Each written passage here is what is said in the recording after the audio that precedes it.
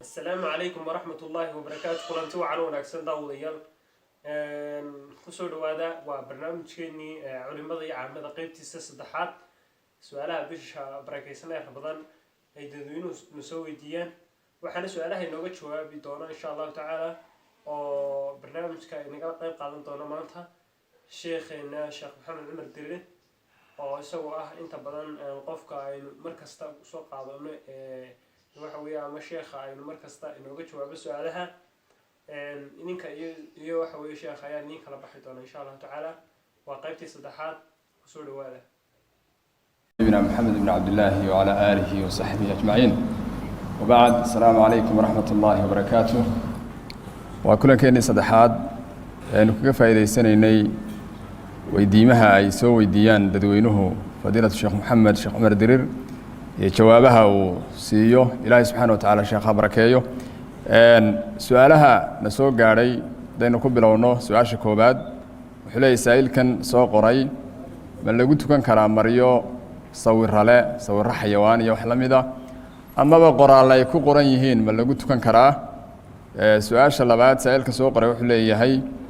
إن لو تصبيح صدا تصبح إلكترونية لو ترصدا تصبيح إذا ياد كارتا محل شريعة الإسلام كقبتها سؤال صدحات سائل كسوق قري وحلي واحد شرادة فربضان أو دليراء أو رجل دمر بله ويجوا قانقارة هذا الصلاة ضيعة وان صلاة تكنين dadka maxaad sheekhu la talin lahayd muxuu yahay si dowrka waalidku ku leeyahay inuu ubadka ku tarbiyeeyo inay cibaadaystaan su'aasha afraad saailka soo qoray wuxuu leeyahay salaatul leylka xilligeeba ugu fadli badan oo aan tukan karaa mase banaanta inaan tukado labada aadaan inta u dhaxaysa dabcan waa aadaanka hore salaada subax ka horeeya iyo aadaanka subax su'aasha shanaad saailka soo qoray wuxuu leeyahay haddii imaamku quraanka uu qaldo markaan isku dayo inaan saxana ku adkaystay qaladkiisa salaadaasi wax ma noqonaysa su'aasha ugu dambaysa qaybta cibaadooyinka wuxuu leeyahay saailka soo qoray salaadihii aanu jamaca ku tukan jirnay haddii masaajidadii la xidhay oo xanuunkan daraaddeed loo xidhay ma ka helaynaa fadligii aanu masaajidka ka heli jirnay guryaha markaanu ku tukanno falyatafadal sheekh maxamed الحمد لله والثناء لله والصلاة والسلام على رسول الله وعلى آله وأصحابه ومن والاه أما بعد marka hore qofka waxa haboon inuu aadaabta salaada ilaaliyo aadaabta salaadana waxa kamida wixii sawira ah ee qofka salaadiisa ka jeedinaya iyo khushuucda inuu ka feejignaado waxay u nugleyn kartaa inuu shaydaanku duufsado ama leexiyo rasuulullaahi maxamed sala allahu calayhi wasalam sijaayad buu ku tukanayay markaasaa wuxuu uhi sijaayadan iga qaada salaadiiba iga mashquulisay calaamaday lahayd qof kalena maxaad u malayn markaa sawiradaa foosha xun iyagana hadalkooda daa laga yaabo qofka kugu daba tukanaya inay ishiisa jeediyaan amaba ay noqdaan wax dee ceebi ay ku jirto oo cid kale xun lagu xayeysiinayo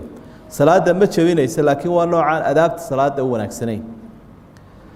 su'aasha labaad ee ah tusbaxa elektroniga marka yar farta la gashadee saa loo dhaqdhaqaajiyo wuxuu la mid yahay tusbaxan kale tusbaxa kalena wuxuu noqday wax loo kaashanayo cibaadada sida microphone-kan ama codbaahiyahan aynu cibaadada u kaashanayno ayuunbaa isagana cibaadada iyo tirsigeeda loogu kaashanaya oo kan codkii in dadka la gaarsiiyaa loo gargaarsanaya kana cibaadadii la tiriya ayaa loo kaashanaya ee laftiisu cibaado maaha sidaa daraaddeed haddii aan wax kale ku jirin oo ama qofku aanu istusnimo ku daraynin ama waxaan aanu cid kale calaamad u ahayn dhib ma laha su-aasha saddexaad ah dadka salaada ka tegaya hadday yihiin dad yaryar iyo hadday yihiin dad waaweynba cibaadada salaadu waa cibaado weyn makaanada ama darajaday salaadu ku leedahay waa darajo weyn darajada labaad weeye qofkii markuu tawxiidkii ku dhawaaqo ashahaato waxaa labaada laga doonaya waa salaadii sidaa daraaddeed ba asxaabtu ay leeyihin gaalnimo waxaan u naqaanay wakhtigii nebiga salaad la-aanta markaa cid walba waa in lagu waaniyaa qofkuna ogaada hadduu qaangaadh yahay cibaadadaas inaan laga dhaafayna ay faral tahay isagoo cudurdaar yeesho un mooyaane cudurdaarkeeduna dee allah inaga badbaadiyo waa isagoo qofka caqligiisu isbedela haddii kale sidii kolba karaabuu ku tukanaya marka daayartana waa in lagu rabeeyaa siduu nebigu ina baray sala allahu calayhi wasalam caruurtiinna marka ay 7 jir gaadhaan salaada fara buuri 10 jirkiina ku edbiya 15 ka tegi maayo way macnaheedu waktiga ugu wanaagsan salaada habeenkii la tukada salaatuleylka la idhaahdo waa 4 saacadood dambe labada iyo wixii ka dambeeya nebigu wuxuu tilmaamay sala allahu calayhi wasalam salaadoo dhan inay u fadli badan tahay salaadii nebi daawuud salaada nebi daawuudna waxa uu ku sheegay markuu habeenkii 6 hurdo ayaa qaybta dambe uu kacay thuluthu leyl alakhiir habeenka 3 meelood oo meel marka ay hadho ayaa u fadli badan waa wakhtigu nebigu tilmaamay calayhi salaatu wasalaam inuu ilaahay soo degayo uu leeyahay yaa dembi dhaafi weydiisanaya ee aan u dhaafaa yaa waxay baryaya ee aan siiyaa wakhtigaasi baa u qiimo badan qofkii kari karaya soo kici karaya labada adaan dhexdooda waa la tukan karaa adaanka hore iyo adaanka dambe cunadana waa la cuni karaa qofku marka uu bisha ramadaan doonayo inuu subaxii soomo subaxa adaanka dambe marka waagu dilaaco la adaamo kolkaasunbaa wakhtigii salaatuleylku istaagay iyo wakhtigii cunadu imaamka qur-aanka uu jabiyey hadduu yahay faatixadii salaadii ma ansaxayso isagii kama ansaxayso kii ogaan ugu xidhana kama ansaxayso ummi baa la idhaahdaa faatixadiina arkaantii salaaday ka mid tahay marka hadduu qofkii arkaantii mid ka mida ka tago salaadiisii way buraysa